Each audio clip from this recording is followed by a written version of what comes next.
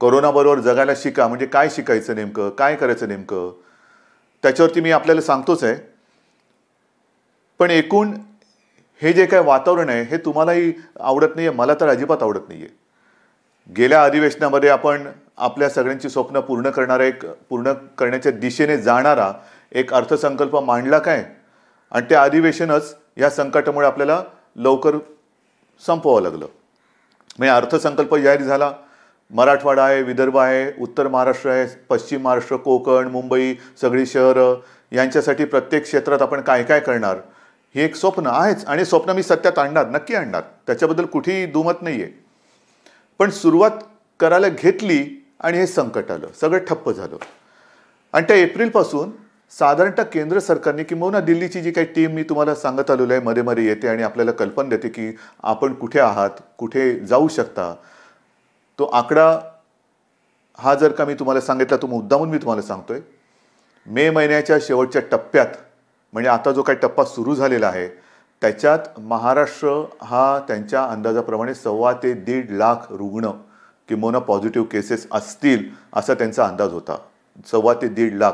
म्हणजे मी 1.25 ते 1.5 लाख का म्हणतोय की मेचा अखेर जेव्हा येईल त्यावेळेला साधारणतः महाराष्ट्रात 1.5 लाख केसेस ह्या असू शकतील असा त्यांचा अंदाज हा त्यांनी व्यक्त केलेला होता. आणि हे काही त्यांनी उगाचच नाही सांगितलं, एक आपल्याला खबरदारी घेण्यासाठी म्हणून सांगितलं होतं की लक्षात घ्या की ज्या पद्धतीने हा गुणाकार होतो तो किमान 1.5 लाख रुग्ण हे तुमच्या महाराष्ट्रात तुमच्या राज्यात होऊ शकतात, ही त्यांनी एक मी भीती नाही म्हणत पण अंदाज व्यक्त केला होता. प्रत्यक्ष आज 23 तारखेला काय स्थिती, म्हणजे मी म्हणून ते 1.25 ते 1.5 लाख का म्हटलं की 1.5 लाख जर मे अखेरीला होणार असतील तर आज 1.25 लाख व्हायला हवे. 1.25 लाख म्हटल्यानंतर आज मी मुद्दामून काही कागद घेऊनच बसलेलो आहे. आज आपल्या महाराष्ट्रामध्ये 33,786 ह्या पॉझिटिव्ह केसेस आहेत. 33,786. आता मी तुमच्याशी बोलत असताना खाली करायची स्क्रोल येत असेल की महाराष्ट्रामध्ये 47,190 रुग्ण आहेत. महा ही तफावत कशी, खाली तर स्क्रोल येतोय 47,000, मुख्यमंत्री म्हणतात 33,000. ह्याचं कारण असं की या 47,000 मध्ये अजूनही पहिल्या दिवशी जो पहिला रुग्ण सापडला तो धरला जातोय. पहिला रुग्ण म्हणजे जेव्हा आपल्याला कळलं की आपल्या राज्यात ह्या व्हायरसने शिरकाव केलेला आहे, तो रुग्ण बरा होऊन घरी गेला तरी देखील तो ह्याच्यात पकडला जातोय. मग 47,190 म्हटल्यानंतर आत्तापर्यंत 13,404 हे रुग्ण बरे होऊन घरी गेलेले आहेत. 13,000च्या आसपास बरे होऊन रुग्ण घरी गेलेत. म्हणजे 47 मी वरचे आकडेमोड नंतर म्हणजे तुम्ही बघा, पण 47 वजा 13,000 जवळपास 33,000 रुग्ण हे आज आपल्या महाराष्ट्रामध्ये. 1.25 लाख आणि 33,000, 1.25 लाख रुग्णांची शक्यता होती तीच आज महाराष्ट्रामध्ये प्रत्यक्ष ॲक्टिव्ह केसेस ज्याला म्हणतो रुग्ण हे 33,786 आहेत.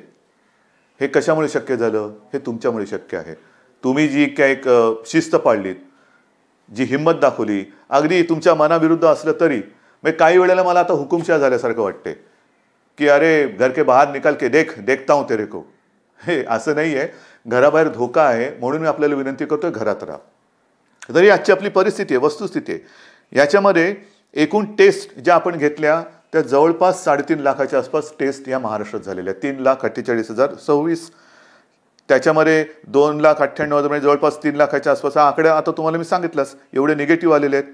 दुर्दैवाने याच्यात मृत्यू मात्र झालेत, जे व्हायला नकोच आहेत ते साधारणतः 1,577 मृत्यू झालेले आहेत. हा सगळा ठोकताळा हा आजचा आपल्या राज्याचा आहे.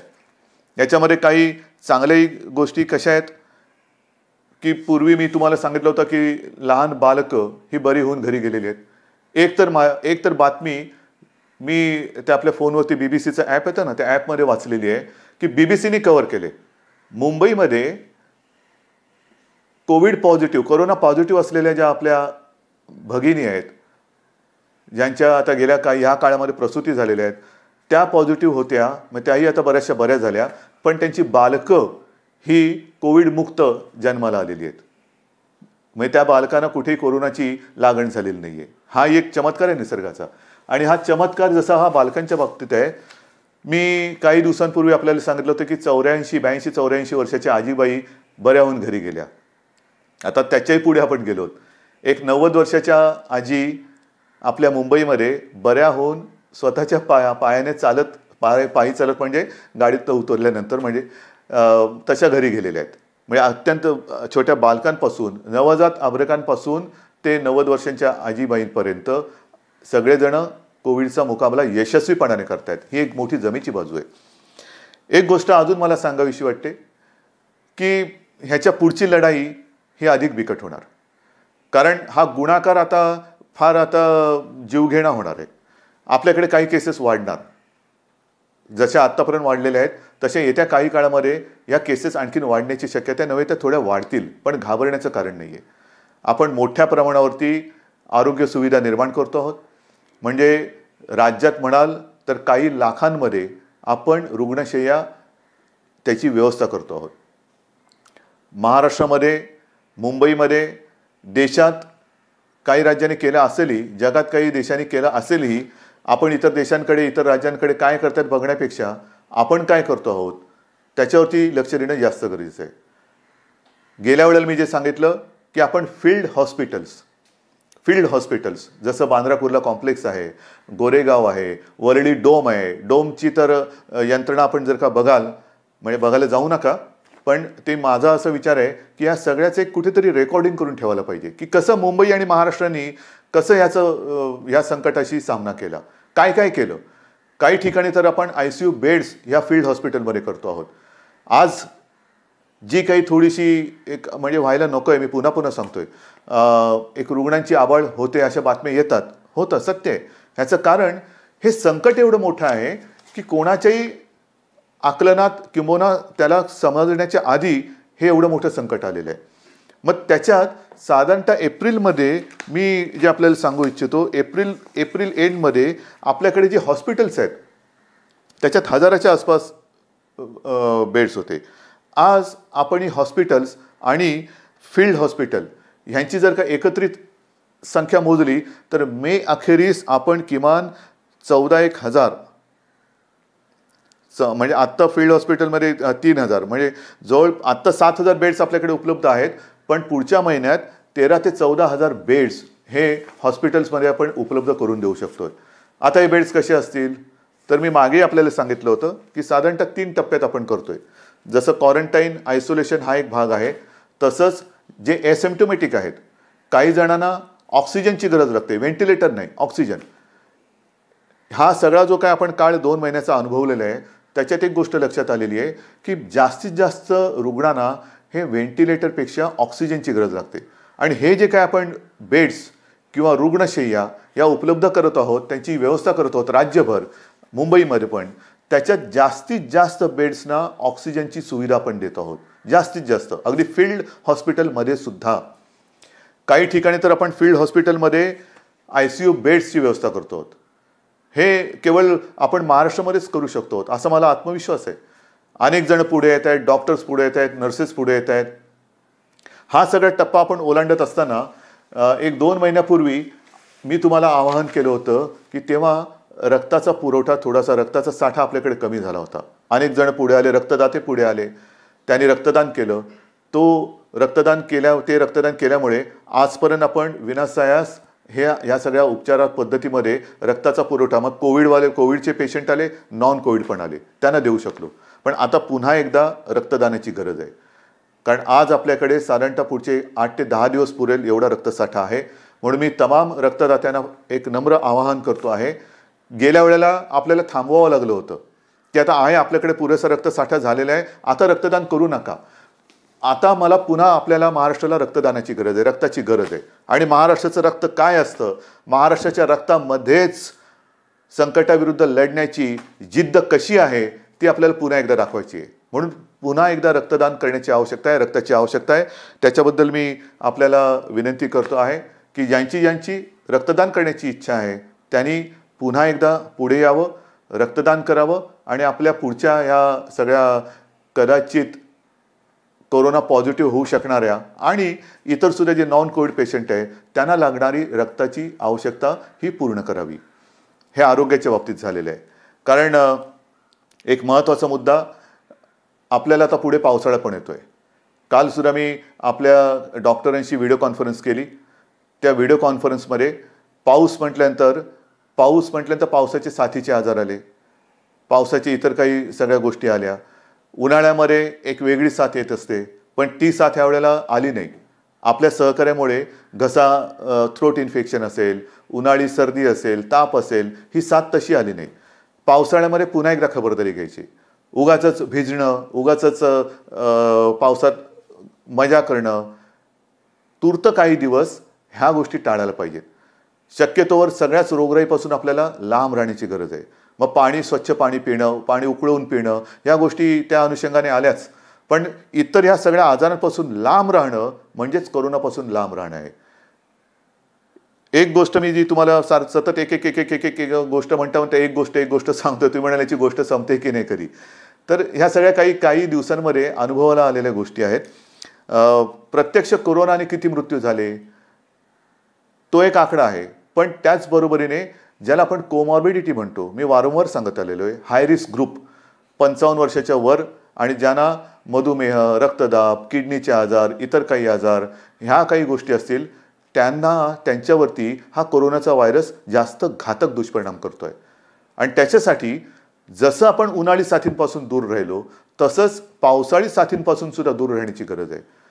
मग सर्दी, खोकला, ताप आणि जरा कुठे लक्षण दिसलं तर ताबडतोब तुम्ही डॉक्टरांकडे गेलं पाहिजे. कारण साथीची लक्षणं आपण संपूर्ण राज्यभर जी होर्डिंग्ज लावलेत, शिंकताना, खोकताना तोंडावरती रुमाल ठेवा, मास्क लावा. प्रत्यक्ष असा अनुभव असा आलाय की सर्दी खोकल्यापेक्षा एक थकवा आला, ताप येतोय, त्याच्यानंतर तोंडाची चव जाते, वासच येईनासा होतोय, ही सुद्धा कोरोनाची प्राथमिक लक्षणं आहेत. ही लक्षणं थोडी वेगळी आहेत, जी आपण कधी आधी अपेक्षित केली नव्हती. सर्दी, खोकला, ताप ही लक्षणं अपेक्षित धरली होती. त्याच्यात ताप हे आहेच, ताप येतोय, 2-3 दिवस झालं ताप येतोय, तो ताप उतरतच नाहीये. अंगावरती काढू नका. थकवा जाणवतो आहे, तोंडाची चव गेलेली आहे, त्याच्यानंतर वास येत नाहीये, तर लगेच डॉक्टरांकडे संपर्क करा. कारण ही कोरोनाची प्राथमिक लक्षणं असू शकतात. आणि ही लक्षणं जर का लक्षात आली तर डॉक्टरांकडे आल्यानंतर हाही एक आपला अनुभव आहे, लवकरात लवकर, म्हणजे मी तुम्हाला सांगितलं ना, दुर्दैवाने 1500च्या आसपास मृत्यू झालेले आहेत. यातले काही मृत्यू तर आपल्याकडे हे रुग्ण अतिशय शेवटच्या टप्प्यात आलेले आहेत, अतिशय शेवटच्या टप्प्यात. म्हणजे काही हालचाल करण्याच्या आतच दुर्दैवाने त्यांचा मृत्यू झालेला आहे. काही लोक ही लक्षणं खूप वाढल्यानंतर आलेले आहेत. पण अनेक जण जे बरे झालेत ते सगळे रुग्ण वेळेमध्ये आले आणि त्यांना वेळेत उपचार सुरू केल्यामुळे हे व्यवस्थित खडखडीत बरे होऊन घरी सुद्धा गेलेले आहेत. या विषाणूवरती औषध नाही हे जरी जागतिक सत्य असलं तरी आपले डॉक्टर ही प्रयत्नांची पराकाष्ठा करतायत. त्या सगळ्या डॉक्टरना, ह्या आपल्या युद्धातल्या सैनिकांना जेवढे आपण धन्यवाद देऊ तेवढे थोडे आहेत. वेगवेगळे प्रयोग करतायत, जगभरात सगळ्या डॉक्टरांशी बोलतायत, एकमेकाचे अनुभव एकमेकाशी शेअर करतायत. आणि मग त्यांनी काही औषधाची ठरवलेली आहेत की पटकन, म्हणजे प्राथमिक अवस्थेत रुग्ण आल्यानंतर त्याला हा जो व्हायरस आहे तो आणखीन पुढे सरकण्याच्या आत कोणती औषधं दिली तर तिथल्या तिथे त्याचा जो पुढचा दुष्परिणाम करण्याची जी काही ताकद आहे ती रोखू शकतो. त्याच्यावरती एक गाईडलाईन तयार होते. त्याच्यानंतर दुसऱ्या टप्प्यात काय औषधं द्यायची, तिसऱ्या टप्प्यात काय औषध द्यायची, कोणतं औषध पहिलं द्यायचं, त्यांचं कॉम्बिनेशन कोणतं करायचं, ह्याच्यावरती सगळा अभ्यास आपला हा होतोय आणि त्याला चांगलं यश मिळतंय, नक्की मिळतंय. आणि ह्या अनुभवातनं एक लक्षात आलं की डॉक्टर्स तर जागेवर आहेत, औषधं वेळेवरती मिळाली पाहिजेत. ती औषधं आपण वेळेवर मिळवतोय, पण औषधं वेळेवर मिळण्याबरोबरीने पेशंटसुद्धा वेळेवरती मिळाला पाहिजे. म्हणजेच ज्यांना ही लक्षणं आढळत आहेत त्यांनी वेळेत डॉक्टरकडे आलं पाहिजे. आपणही सरकारकडनं आणि महापालिकेकडनं घरोघरी जाऊन हे विकार म्हणा किंबहुना ही लक्षणं म्हणा कोणाला आढळत आहेत का त्याचा एक मोठ्या प्रमाणावरती, म्हणजे काही लाखांमध्ये आजपर्यंत आपण लोकांच्या घरोघरी गेलेलो आहोत. त्यातनं काही लोक आपण जे कदाचित संभाव्य रुग्ण होऊ शकतात कोरोनाचे, त्यांना वेळेत बाजूला काढलेलं आहे. त्यांना त्यांच्या आवश्यकतेनुसार ऑक्सिजन आपण देतो आहोत. इतर काही त्यांना विकार असतील त्याच्यावरती इलाज आपण करतो आहोत. आपला प्रयत्न हाच आहे की व्हायरस कोणाकडे पोहोचायच्या आत आपण त्याच्याकडे पोचून त्याला सुरक्षित ठेवायचं. हे चाललेलं आहे, राज्याकडनं चाललेलं आहे, महापालिकांकडनं चाललेलं आहे. मला खरंच एका गोष्टीचा एक अभिमान आहे की जसं मी आपल्याशी ह्या सगळ्या गोष्टी बोलतोय तसं खास करून ग्रामीण भाग, मग माझा विदर्भ आहे, माझा मराठवाडा आहे, माझा उत्तर महाराष्ट्र आहे, पश्चिम महाराष्ट्र आहे, कोकण आहे, शहरं तर आहेच आहे, या सगळ्यांनी खूप जिद्दीने या लढाईत उतरलेले आहेत, खूप जिद्दीने. विशेषतः विदर्भ आहे, मराठवाडा आहे. ह्याचा प्रादुर्भाव मराठवाड्यात एक संभाजीनगर ते सुद्धा आता आटोक्यात येते. उत्तर महाराष्ट्रामध्ये मालेगाव ते सुद्धा आता आटोक्यात येते. सुरुवातीला लक्षात येत नाही हे काय होतं, याला सारा ताप तर येतोय, पण समोर काही घटना घडल्या, समोर मृत्यू दुर्दैवाने घडल्यानंतर लक्षात येतं अरे हे गंभीर आहे, ह्या सारंसुद्धा ताप नाही आहे, सारंसुद्धा खोकला नाही आहे. मग डॉक्टरकडे गेलं पाहिजे, डॉक्टर काय म्हणतात ते ऐकलं पाहिजे, आपल्याला वेगळं विलगीकरण कक्षात राहायला पाहिजे, अलगीकरण कक्षात राहायला पाहिजे. हॉस्पिटल्स ही वेगळी केलेली आहेत, कोविड आणि नॉन कोविड असाही विभाग केलेला आहे. पण हा सगळा जो ग्रामीण भाग आहे त्याच्यामध्ये आजही या सगळ्या लोकांनी हा कोविडचा प्रादुर्भाव अतिशय जिद्दीने हा मर्यादित ठेवलेला आहे. म्हणजे मी काल सहज एका परदेशात असलेल्या आपल्या हिंदुस्थानी डॉक्टर, मराठी डॉक्टरशी बोललो. तो आपला मूळचा ग्रामीण भागातला, मला वाटतं जळगाव वगैरेच्या तिथल्या भागातले आहेत. त्यांच्याशी मी बोलत असताना त्यांना विचारलं, डॉक्टर साहेब तुमच्या देशात काय चाललेलं आहे. त्यांनी त्यांच्या देशातली परिस्थिती सांगितली आणि मला असं सांगितलं की उद्धवजी, आपला महाराष्ट्र ज्या पद्धतीने लढतोय ही फार एक अभिमानाची गोष्ट आहे. आणि त्यांनी ग्रामीण भागात चौकशी केली, उत्तर महाराष्ट्रामध्ये केस सापडल्यानंतर लगेच आपण काय उपाययोजना करतो, कसं सगळं ते प्रतिबंधित क्षेत्र किंवा काय कसं करतो. ते म्हणाले असे प्रयत्न हे फार महत्त्वाचे आहेत आणि हे प्रयत्न आपण करतो आहोत, म्हणून हा 1.25 ते 1.5 लाखाचा आकडा जो अपेक्षित किंवा अंदाजित होता तो आपण ह्या 33,000 किंवा काय जो मगाशी आकडा सांगितला तोपर्यंत आपण नियंत्रित ठेवू शकलो. हे सगळेजण तुम्ही हे खरे योद्धे आहात. मग काही जण असं म्हणतात की तुम्ही पॅकेज का नाही दिलं, पॅकेज द्यायला पाहिजे, हे द्यायला पाहिजे, ते द्यायला पाहिजे. अहो सगळं काही देतो, पहिलं जे संकट आपल्या डोक्यावरती घोंगावतं आहे ते आरोग्याचं संकट आहे. आरोग्यविषयक जोपर्यंत आपण सुविधा करत नाहीत किंवा आपण उपाययोजना करत नाही तोपर्यंत पॅकेज, आजपर्यंत खूप पॅकेजेस वाटली गेली. हो किती पॅकेजेस आली वाटतात, लाखो कोटींची पॅकेजेस आणि पॅकेजेस. वरती सगळं छान पॅकेज असतं, आपल्याला वाटतं काय पॅकेज आलेलं आहे, उघडल्यानंतर रिकामा खोका, आतमध्ये काहीच नाही आहे. हे अशा पोकळ घोषणा करणारं सरकार आहे, आपलं महाविकास आघाडीचं सरकार नाही आहे. आज आपण ज्या काही गोष्टी करतो आहोत, गोरगरिबांना ज्यांच्याकडे रेशन कार्ड नाही त्यांना धान्य देण्याची योजना अनेकदा सांगितल्यानंतर केंद्राने मान्य केली, केंद्राला मी धन्यवाद देतो. ज्यांच्याकडे रेशन कार्ड नाही त्यांचं काय होणार, त्यांना धान्य देण्याची योजना आलेली आहे. त्यांना इतके दिवस आपण शिजवलेलं अन्न देत होतो, तो अजूनही काही ठिकाणी चालू आहे. शिवभोजन योजना रोजच्या आपल्या लाखाच्या वरती रोज ज्या 10 रुपयामध्ये आपली शिवभोजन योजना होती थाळी, ती 5 रुपयात देतोय. काय कोणतं पॅकेज आहे? ही पॅकेजच्या पलीकडची गोष्ट आहे. पहिल्यांदी अन्न मिळणं ही फार महत्त्वाची गोष्ट आहे, धान्य मिळणं ही फार महत्त्वाची गोष्ट आहे, उपचार मिळणं ही फार महत्त्वाची गोष्ट आहे. या सगळ्या ज्या काही आपण योजना करतोय त्या सर्वांसाठी करतोय, सर्व वर्गांसाठी करतोय. ह्या गरिबांसाठी करतोय, मध्यमवर्गीयांसाठी करतोय, श्रीमंतांसाठी करतोय. कारण ही आपली परिस्थिती जरी गोरगरीब अशी असली तरी व्हायरस कोणालाच ओळखत नाही. मग जसं रेशन कार्ड नसलेल्यांकडे आपण धान्य देतो आहोत, तर रेशन कार्ड ज्यांच्याकडे नाही त्यांनी उपचार कसे करायचे, कारण त्याच्यात हे नव्हतं. मग आपली महात्मा ज्योतिराव फुले जी विमा योजना आहे त्याच्यात आपण आता 100% लोकांना आपण ज्या नोंदणीकृत आपली हॉस्पिटल्स आहेत त्या हॉस्पिटल्समधनं 100% मोफत उपचार हे या सगळ्यांना करून देणार आहोत. काय पॅकेज आहे, कोणतं पॅकेज आहे, घोषित करायचं, जाहिरात करायची का प्रत्यक्ष काम करायचं? आपण देतो आहोत. आजपर्यंत मी तुम्हाला सांगितलं की साधारणतः 5.5 ते 6 लाख परप्रांतीय मजुरांची आपण 3 वेळाच्या अन्नाची सोय करत होतो. 5.5 ते 6 लाख. किती खर्च झाला आहे? पॅकेज केलं. या सगळ्या राज्यातल्या मजुरांना, इतर राज्यातल्या मजुरांना आपण जा नाही सांगितलं, पण त्यांनाच घरी जायचं होतं. मग घरी जायचं तर कसं करायचं?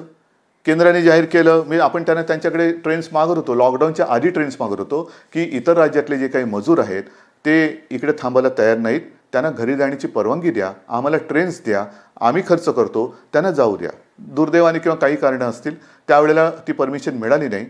आता हे संकट वाढल्यानंतर त्यांना परवानगी दिली गेली. कारण ते सुद्धा फार ते भीषण चित्र होतं. ही साधी साधी लोक रस्त्यावरनं आपल्या कुटुंब कबिल्यासह चालत चाललेत. ऊन आहे आणि सोयी सगळीकडे कुठे, निर्जन रस्त्यावरती सोयी सुविधा कुठून असणार. मग रस्त्यावरनं कोण चाललेले आहेत, रुळाच्या पटरीवरनं कोण चाललेले आहेत. पण आता केंद्राने जी सोय केल्यानंतर केंद्र सरकार 85% पैसे आपल्याला त्यांनी जाहीर केले ते मिळतील. जसे आजपर्यंत मिळाले तसे तेही मिळतील. पण राज्याने आत्तापर्यंत 481 ट्रेन्स 5 मे ते 23 मे या काळामध्ये सोडलेल्या आहेत. रोज सोडतोय, मी तुमच्याशी बोलतोय त्याही वेळेला कुठली तरी एखादी ट्रेन निघाली असेल. आणि ह्या प्रवासी मजुरांची ही संख्या आहे ही 6 ते 7 लाखाच्या आसपास आजपर्यंत त्यांची आपण सोय केलेली आहे. 6 ते 7 लाखापर्यंत. आणि याच्यासाठी राज्य सरकारने जवळपास 85 कोटी रुपये ह्या व्यवस्थेवरती ट्रेनच्या भाड्यापोटी हे दिलेले आहेत. हे पॅकेज आहे, पण 85 कोटी रुपये दिलेले आहेत. म्हणजे 85 कोटी आणि वरचे तर मी काय वाचत नाही, पण 85 कोटी आणि काही लाख रुपये दिलेले आहेत. आपण रोज 80 ट्रेनची मागणी करतोय की आम्ही सोय करायला तयार आहोत, आम्हाला ट्रेन्स द्या. पण रोजच्या 30 ते 40 म्हणजे अर्ध्या ट्रेन्स आपल्याला रोज मिळत आहेत. अर्ध्या 80 ट्रेन्स आपण रोज मागतोय, पण 30 ते 40 मिळत आहेत. ट्रेन्स आपली क्षमता आहे, तुम्ही ट्रेन्स आम्हाला द्या. आम्ही आमच्याकडनं सगळ्या ह्या मजुरांची आता आपण नीट व्यवस्था केलेली आहे. त्यांना व्यवस्थित त्यांची नोंदणी करून अत्यंत चांगल्या पद्धतीने, आणि ते सुद्धा घरी परत जाताना आपल्या राज्य सरकारचा जय जयकार करत जात आहेत. महाराष्ट्र सरकार जिंदाबाद. कारण त्यांची आपण इकडे नीट सोय केली. घरी जाण्याची त्यांना मी जे आपण वचन दिलं होतं त्या वचनाप्रमाणे त्यांना घरी पाठवायची सुरुवात केलेली आहे. पैसे त्यांच्याकडनं तिकीट घेतलेलं नाही. सुरुवातीच्या काळामध्ये काही कळत नव्हतं म्हणजे केंद्राकडनं काय येईल, यांच्याकडनं काय येईल. पण त्याची वाट न बघता आपण खर्च केलेला आहे. एस टीने सुद्धा फार महत्त्वाचं काम केलेलं आहे. कारण हे सगळे जे काही लोक होती रस्त्याने निघाले होते त्यांना कल्पनाच नव्हती. जसं एक तो झाला ना जालन्याच्या आसपास, एक तो लोकर ती मजूर रुळावरतीच त्यांना डोळा लागला आणि त्यांच्या अंगावरनं मालगाडी गेली. कारण रस्त्यावरनं जाता येत नाही, भुसावळला जायचं आहे, रस्ता कसा कळणार, रुळावरनं चला. तर अशी दिशाहीन एक भटकंती चाललेत. त्या सगळ्यांना आपली एस टी जी आहे, एस टीला ह्यांना सुद्धा सगळ्यांनी मी धन्यवाद देतो. त्या रस्त्यावरनं जाणाऱ्या लोकांना तिथे त्यांनी उचलून त्यांना ज्या स्टेशनवरती जायचं होतं त्या स्टेशनवरती आपण सोडतो आहोत. काही लोकांना तर एस टीमधून परराज्यामध्ये आपण नेतो आहोत. म्हणजे इथे ट्रेनने तर जातातच आहेत, एस टीतून जात आहेत. पण ही सुद्धा संख्या किती आहे? एस टी बसेसच्या आजपर्यंत साधारणतः 5 मे ते 23 मे पर्यंत 32,000 फेऱ्या झालेल्या आहेत. 32,000 फेऱ्या. त्याच्यात जसं ट्रेननी काही 7-8 लाख लोक ही आपण पाठवलेली आहेत, तसं एस टीच्या माध्यमातून आपण 3,80,000 मजुरांना स्टेशनपर्यंत नाही तर त्यांच्या राज्यापर्यंत आपण पोचवलेले आहे. 3,80,000. आणि ह्याही वरती साधारणतः शासनाचा खर्च हा 75 कोटीचा आपण आत्तापर्यंत केलेला आहे. 75 कोटी. कुठलं पॅकेज पाहिजे? इतर देशातनं सुद्धा आणि आता इतर राज्यातनं हवाई मार्गे आपल्याकडे काही विद्यार्थी येत आहेत, काही अडकलेले आपली लोक येत आहेत. ह्या सगळ्यांची सोय आपण करतोय. त्यांना बाहेरून येणाऱ्यांना आपण क्वारंटाईनची सोय करतोय. 7 जूनपर्यंत आणखीन 13 फ्लाईट्सने महाराष्ट्रामध्ये वेगळी नागरिक आणखीन येत आहेत. आजच सकाळी माझं आपले पुरी आहेत म्हणजे केंद्रीय सिव्हिल एव्हिएशनचे मिनिस्टर, त्यांच्याशी बोलणं झालं. आणि त्यांच्याबरोबर सुद्धा बोलताना मी त्यांना तेच सांगितलं की जरा आम्हाला एक अंदाज घेऊ द्या. आम्हाला कोणालाही काही लॉकडाऊन 5 वर्ष आमच्या सरकारने काय केलं, लॉकडाऊन केला, हे नाही, हे काय अभिमानाची गोष्ट नाही आहे. आम्हाला हे सगळं सुरू करायचं आहे, उलटं वाढवायचं चांगलं. पण ते वाढवताना खबरदारी घेऊन आम्हाला करायचं आहे.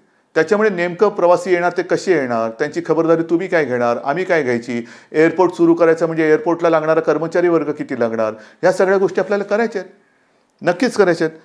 आताचा जो काय सीझन आपला हा सुरू होतोय तो सीझन एकतर शेतीचा होतोय आणि शिक्षणाचा होतोय. शिक्षणाचा सुद्धा समजा आपण अगदी जूनमध्ये शाळा सुरू करतो की नाही करू शकतो आहोत, कॉलेजेस सुरू करतो की नाही करू शकतो आहोत, ह्याच्यासाठी सुद्धा एक अभ्यास गट करून त्यांच्याबरोबर सुद्धा आपला सगळा विचारविनिमय करून त्याही बाबतीत आपण निर्णय घेतो. नक्की घेणार. शाळा समजा थोड्या पुढे गेल्या तरी शिक्षण कसं चालू ठेवता येईल तेही बघतोय. अंतिम वर्षाच्या विद्यार्थ्यांच्या परीक्षेचं काय करणार आहे तोही महत्त्वाचा निर्णय. पण एक गोष्ट नक्की की या विद्यार्थ्यांनी आणि त्यांच्या पालकांनी कुठेही अस्वस्थ होऊ नये. तुमच्या सगळ्यांच्या भवितव्याची चिंता ही महाराष्ट्र सरकारला आहे आणि अंतिम वर्षाच्या विद्यार्थ्यांच्या परीक्षेचा निर्णयसुद्धा लवकरात लवकर हा अत्यंत व्यवस्थितपणाने आपण घेतो आहोत. तुम्ही काळजी करू नका. सगळ्या गोष्टी आहेत, एकाबरोबर एक गोष्टी आपल्या सगळ्याकडे येत आहेत. त्याच्यात कुठेही कुचराई होणारच नाही, अजिबात होणार नाही आहे.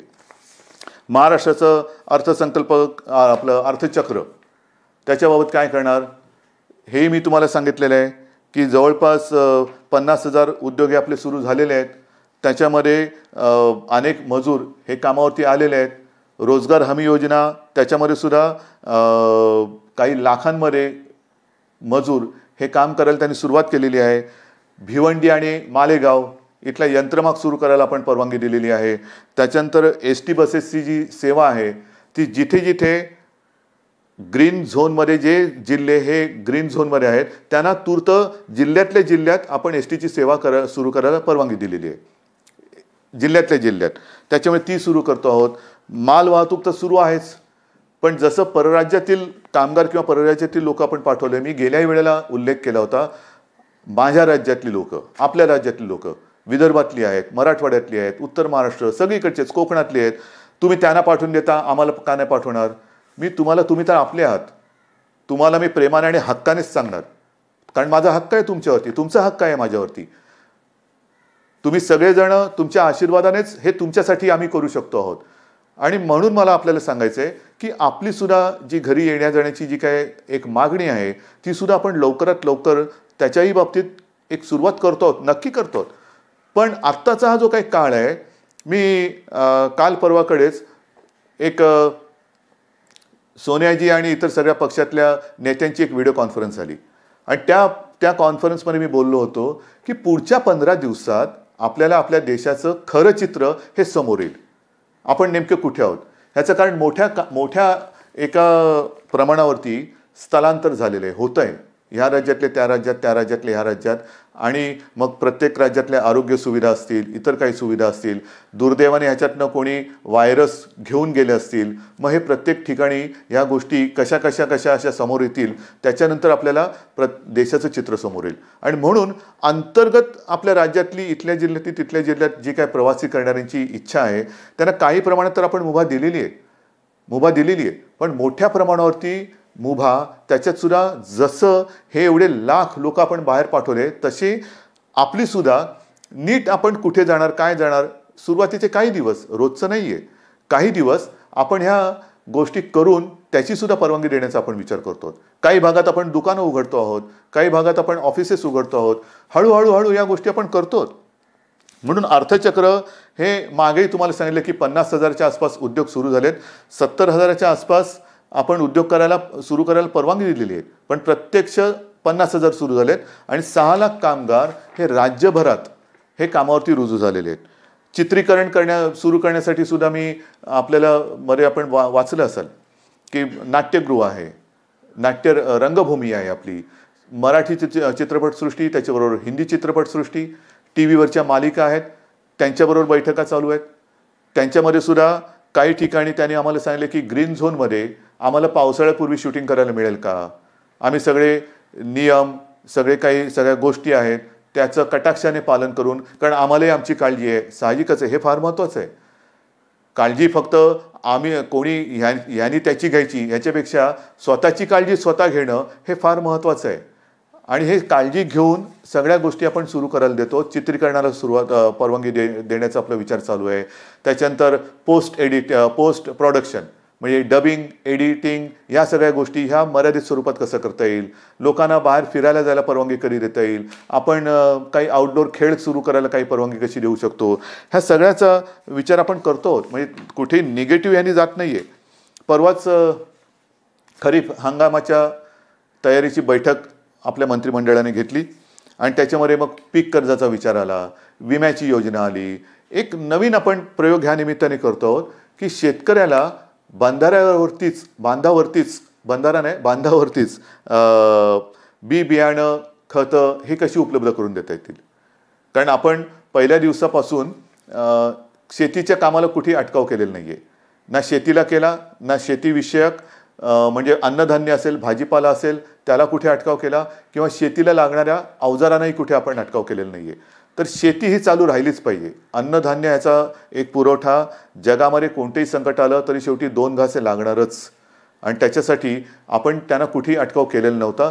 तर शेतकऱ्याची सुद्धा खबरदारी हे आपण घेतो आहोत. कापूस खरेदी हा सुद्धा महत्त्वाचा विषय अनेक जणांनी मांडला.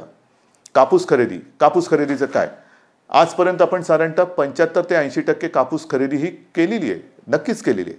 अजूनही ही चालू आहे, बंद नाही केलेली.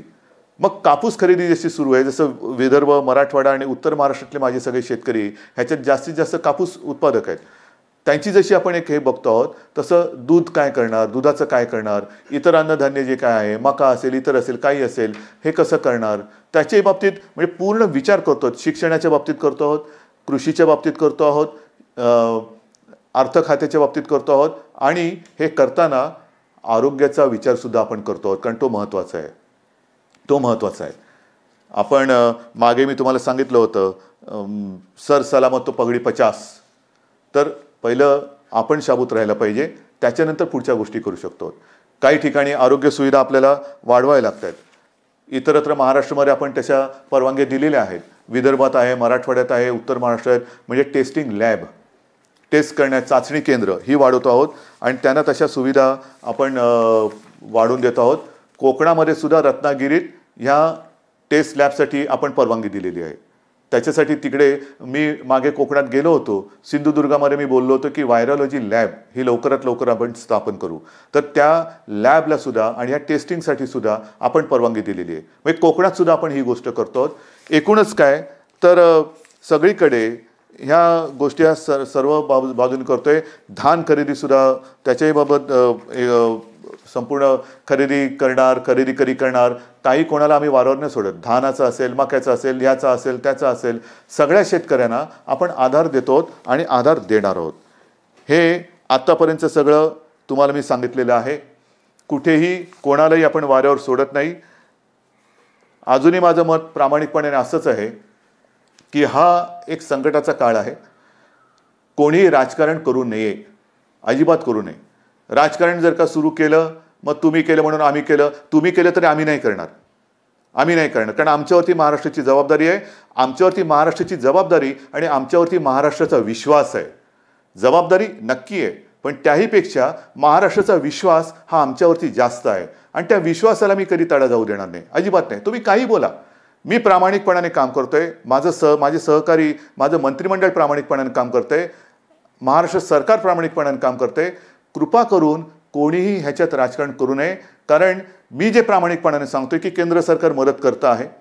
काही गोष्टी ज्या आम्हाला उणिवा भासतात, जरूर भासतात, जसं पैशाची भाग आहे, GSTचा मुद्दा आहे, अजूनही पैसे यायचे आहेत, मारू बोंब. इतर काही राज्य सरकारचे पैसे केंद्राकडे अडकलेले आहेत, करू ठणठणाट. सुरुवातीला जसं PPE किट येत नव्हते, औषधाचा काही बाजू अजूनही थोडासा तुटवडा आहे, करू बोंब, करू मारू. रेल्वेचे पैसे अजून आलेले नाहीत. हे अशा नुसत्या जर का गोष्टी आपण बोलायला लागलो तर ही माणुसकी नाही आहे. मी मागेही बोललो होतो की आता माणुसकी हा सगळ्यात मोठा धर्म आहे. सगळे जात पात धर्म, सगळे सणवार, आपले उत्सव हे जर का घरातल्या घरात साजरे करणार असतील तरी ते घरात आपण साजरे करतायत. म्हणजे मोठे मोठे उत्सव हे सगळी लोक, आता पुढच्या महिन्यात वारी येते, त्यांच्याबरोबर माझी बोलणी सुरू आहे. हे सगळे लोक मदत करत असताना फक्त राजकारण म्हणून राजकारण करायचं हे महाराष्ट्राच्या संस्कृतीला शोभेचं नाही आहे, अजिबात नाही आहे.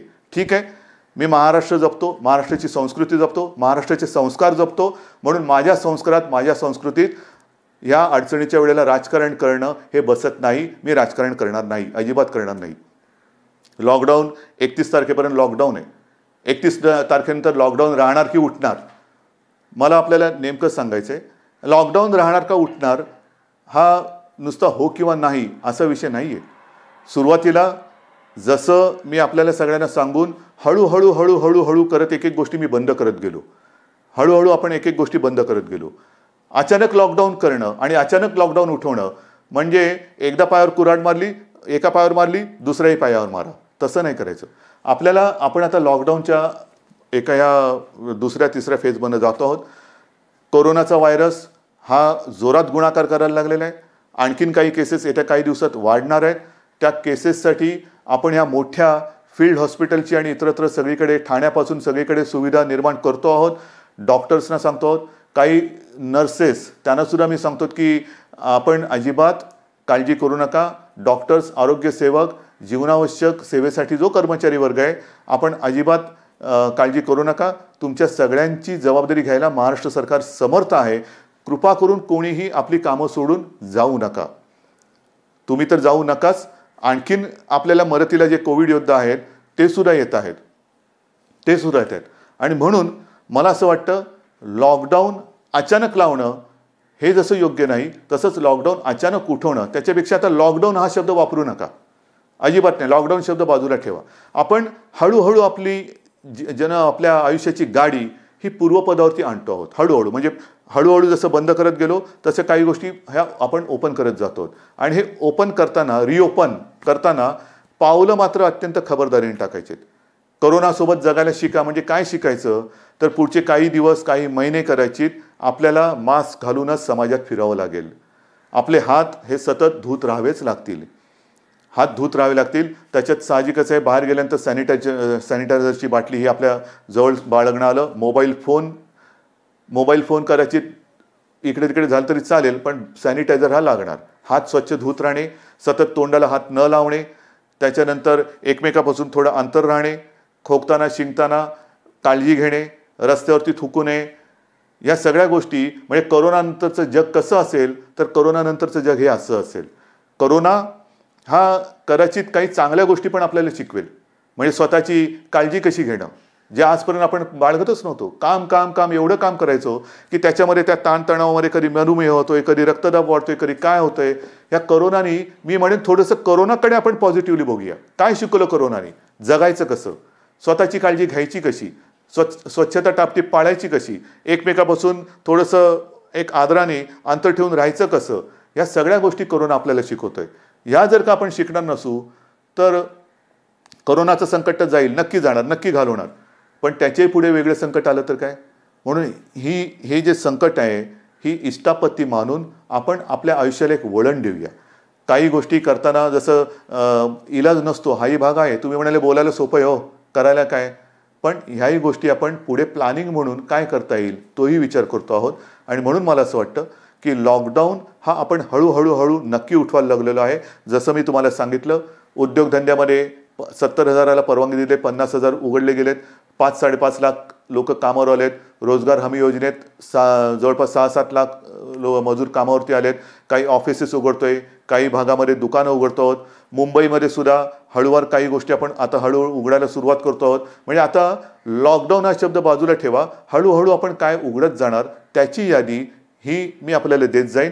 पण ती दिल्यानंतर एक अट माझी राहणार आहे की मी तुम्हाला म्हणजे सरकारने परवानगी दिल्यानंतर आम्ही बघणार. गर्दी झाली तर दुर्दैवाने परत बंद करावं लागेल. गर्दी नाही करायची, अजिबात गर्दी करायची नाही. सगळ्यांना सगळ्या गोष्टी मिळणार. अगदी एखादं दुकान उघडलं म्हणजे झुंबड केली पाहिजे नाही. एकदा उघडलं की पुन्हा बंद होता कामा नये. ह्याची खबरदारी सरकारने आणि सरकारपेक्षाही तुम्ही घ्यायची आहे. एक अंतर ठेवा, लाईन लावा आणि जे काय आपलं आयुष्य सुरळीत सुरू होतंय ते सुरळीत असंच चालू ठेवा. आणि त्याच्यासाठी मला खात्री आहे जसं सहकार्य तुम्ही आजपर्यंत दिलेलं आहे तसंच सहकार्य यापुढे सुद्धा जनजीवनाची गाडी ही परत आपल्या एका रुळावरती आणण्यासाठी आपण सगळे मदत कराल. अजूनही येथे काही दिवस कोणतेही धार्मिक उत्सव, सण, वार, राजकीय, सामाजिक सभा समारंभ, गर्दी करणं याला ही बंदी आहेच.